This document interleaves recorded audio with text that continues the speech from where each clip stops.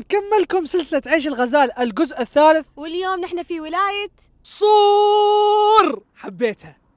طريق صور ووحدة قمال. رحنا واجد رود تريبس، بس صور تبارك الرحمن غير. تخيلوا يمينكم جبال ويساركم بحر. نبدأ من قصر العيقة أيقونة صور وجمالها، ومن هناك تكمل رحلتك في ولاية صور، مدينة البحر والسفن الشراعية، مكان يجمع بين أصالة الماضي وروعة الحاضر. يا جماعة الحين رايحين نسأل ناس عن أسئلة عشان يربحوا معانا بعيش الغزال. الوقت المناسب اللي تزور فيه صور. والله الوقت المناسب اللي تزور فيه صور تقدر تقول في الشتاء. في الشتاء. مع ليش اخترت الشتاء بالذات؟ مع قصر العيقة، مع الأنظار، مع شو اسمه البحر وكي. اتفق. الله اتفق.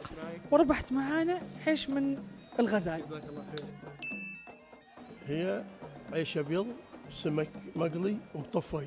عيلنا قالوا لي البغيض لا البغيل استثنائي يعني استثنائي. هم هذا يوميا دايماً. يوميا. أيوة. يعطيك العافية. يلا. رب شوف، عشان القبولة بتطبخ معاه عيش الغزال، شو رايك؟ 5 كيلو بالعافية عليكم. مشكور. جزاكم الله خير، أحسنتوا. هذه رسالة لكم إنكم تزوروا صور. وين تتوقعوا وجهتنا الجاية؟